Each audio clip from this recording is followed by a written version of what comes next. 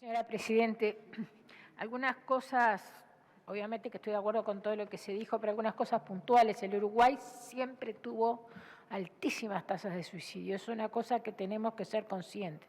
El primer censo del Uruguay es de 1908 y a partir de ahí, como país muy moderno y realmente muy bien organizado, que fuimos en muchas áreas, se empezó a medir y a contabilizar, siempre. Estuvimos en los primeros lugares en el mundo, incluso compartiendo esos primeros lugares con países que nada tienen que ver con nosotros. En algún momento lo compartimos con Francia, en otras o Cuba, la propia Suecia. Ahora, ¿qué pasaba hace muchos años? Que los suicidios se daban en las edades adultas y en el interior el doble que en Montevideo y en los jóvenes. Ahora lo que ha pasado, pero ya hace más de 20 años, no es un fenómeno reciente, desgraciadamente, es que los jóvenes han duplicado a los adultos mayores y las áreas urbanas han equiparado prácticamente al interior. Es cierto que antes de este era un asunto de que antes no se hablaba, pero era que no se hablaba porque había una conciencia por parte de los científicos y de los médicos, obviamente toda la ciencia evoluciona, que tenía un efecto contagio. Y hubo casos que realmente dieron que pensar, hay que tener mucho cuidado con esto. Yo recuerdo que como hace muchos años que se trabaja este tema en una comisión de salud que organizó ampliada, nos invitaron actores educativos y de distintas áreas. Hoy nuestro representante en la OEA, Washington Abdala, se nos mostró por parte de una de las sociedades civiles que hace mucho tiempo que se dedican a este tema, cómo el homicidio o suicidio, en principio fue declarado suicidio de Villanueva Saravia, había provocado un efecto contagio que en la gráfica que se nos proyectó había tenido en esa manifestación gráfica, valga la redundancia, un pico que lo notaba claramente. O sea que con estas cosas hay que tener mucho cuidado porque efectivamente hay una parte que puede llegar a tener efecto contagio. Entonces, ahora nosotros necesitamos, o estamos, la ciencia, los médicos, en la posición de que hay que hablar más. Y nosotros estamos absolutamente de acuerdo que con mucho cuidado, con mucha precaución, porque todavía quedan algunas dudas si tiene efecto contagio o no. En los últimos tiempos se dio, de pronto se hubiera dado igual, pero se dio en el ámbito del fútbol, por ejemplo, 3 o 4 casos desgraciados que afectaron a jóvenes que se dedican a la práctica de ese deporte.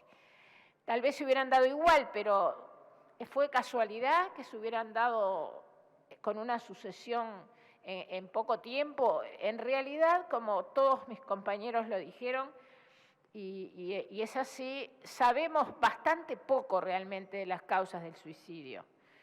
Y que la salud mental es un debe en este país, es un debe muy grande, porque ni siquiera quienes pueden acceder a los seguros privados se tiene una atención adecuada de la salud mental. Prácticamente es lo mismo que en otras áreas de la salud, llámese ACE o llámese las mutualistas.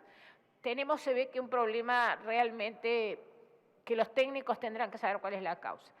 En ocasión de haber hecho acá en el Senado un encuentro al que invitamos a la colega con la que vamos a seguir trabajando juntos, autora del proyecto Pérez Bonavita, el psicólogo Alejandro de Barbieri, que estaba en el grupo, dijo una cosa muy interesante. ¿Por qué los uruguayos tenemos, y eso no es que nos afecte como discriminatorio, al contrario, tenemos que analizarlo, y muy profundamente, y para eso estarán hasta los antropólogos que intervenir, ¿por qué los uruguayos tenemos una tendencia marcada a la depresión? Él lo decía como técnico, que se da en relación a la población un número muy grande de personas depresivas, incluso él gráficamente como lo hace, por eso es tan lindo escucharlo, aunque sean temas difíciles, porque él a todo le da proyección positiva, los uruguayos, ¿cómo te va? Y acá voy tirando, ¿y cómo estás? Y más o menos, y si tenemos, lo decía así exactamente, está en la versión taquigráfica. El origen puede ser múltiple, el origen que nosotros tenemos de las corrientes migratorias, es decir, hay muchas teorías. Ahora, lo que nosotros acordamos con la diputada Pérez Bonavite y nos comprometemos incluso con el grupo de trabajo que ambas conformamos, es dar un salto cualitativo, porque estamos absolutamente de acuerdo con este proyecto porque nos da un marco normativo, pero lo que tenemos que aterrizar es en las acciones concretas, porque solo con campañas publicitarias, solo con hablar del tema en general, hemos comprobado a lo largo de muchísimas décadas que el tema se ha ido agravando. En consecuencia, yo solamente le aporto a esto el compromiso, porque lo hemos hablado con nuestra colega, que reitero que es autora del proyecto, y después logró la unanimidad de la Cámara de Diputados y la Cámara de Senadores, es que tenemos que trabajar en red todo el Estado, pero con acciones concretas. Y nosotros pusimos sobre la mesa la experiencia de que lo importante que es para la prevención el detectar a tiempo la intención o la idea que se puede pasar por la cabeza de muchos niños y jóvenes que son los centros educativos. Un escrito de filosofía, un escrito de literatura, un vínculo con un escrito, una conversación con un profesor. Lo que tenemos que tener allí es la posibilidad de tener inmediatamente en los ámbitos de salud la atención inmediata. Porque en ese mismo encuentro se hablaron también de cifras muy alarmantes. No quisiera poner en boca de quien no lo dijo, pero creo que fue el doctor Porciúncula, que es el director de salud mental del Ministerio de Salud Pública, que por cada suicidio que se concreta hay por lo menos una posibilidad de que por encima de 30 o 40 personas hayan pensado en la posibilidad de suicidarse. Y hay una cosa que los que tuvimos la posibilidad de estar al frente de instituciones donde había muchos jóvenes y la estadística se daba de 2 a 3 alumnos que se suicidaban por año, no hay ninguna posibilidad, si no se analiza en el origen y si no se detecta a tiempo, de saber exactamente cuándo se va a producir. No es cierto, son leyendas urbanas que el que dice que se va a suicidar no se suicida. Muchas veces pasa que de pronto aparece el suicidio y nunca había habido una manifestación.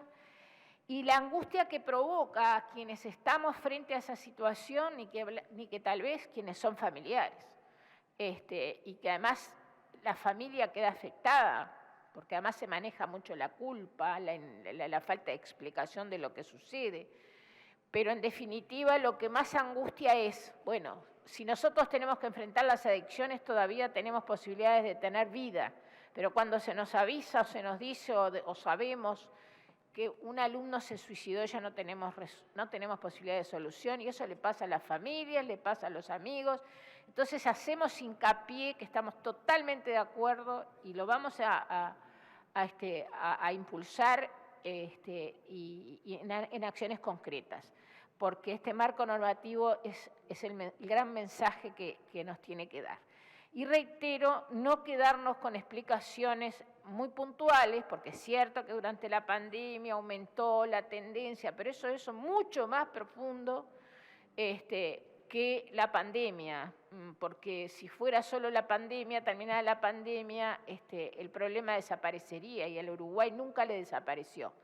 Ahora le hacemos más caso a los médicos, que se puede hablar más. Reitero, yo tengo ciertas precauciones en ese sentido por el efecto contagio, que a mí por lo menos del todo no me convencieron que no existe. Pero en definitiva, el compromiso de las acciones concretas de todo el Estado y de las organizaciones no gubernamentales, que hay muchas que han trabajado hace mucho tiempo muy seriamente por este problema. Gracias, señora presidenta.